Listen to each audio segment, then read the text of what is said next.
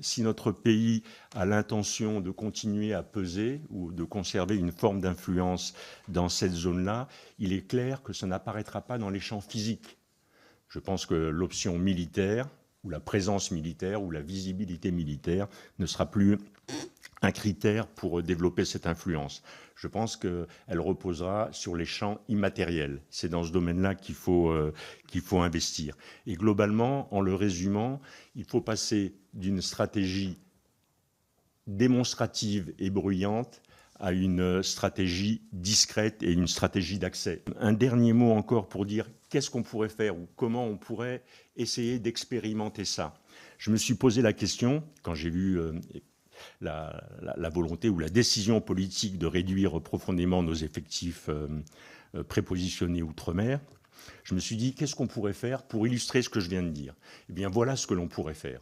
On pourrait se faire demander, évidemment, ce n'est pas une offre, mais on pourrait se faire demander que l'ensemble Port-Bouët, port, aéroport d'Abidjan et Lomo Nord soient transformés en camp multinational de mise en condition opérationnelle des contingents qui vont participer à des opérations, que ce soit des contingents africains ou que ce soit des contingents européens. Voilà ce qu'on pourrait faire. Et dans ce domaine-là, comment on fait pour baisser la visibilité d'un projet comme ça? C'est extrêmement simple. GEOS l'a fait en Afghanistan, GEOS l'a fait au Mali pour assurer le fonctionnement et la vie d'un camp. Ensuite, DCI est capable de faire de la formation sans porter spécialement des uniformes français.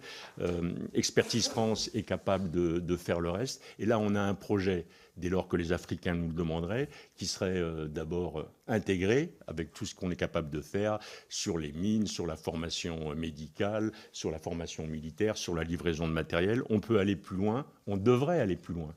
Cet intégrateur, il devrait être capable de balayer le champ depuis l'humanitaire jusqu'à la formation militaire, du culturel jusqu'à l'entraînement de gens sur le camp de Lomo Nord, qui est un champ de tir assez connu.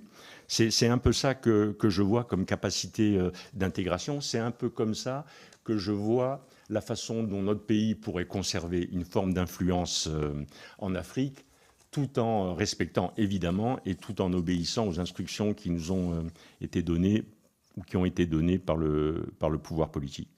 Voilà, ça c'est un exemple particulier. Je pense qu'on peut les multiplier à l'envi. Il faut simplement qu'on ait envie de faire quelque chose comme ça.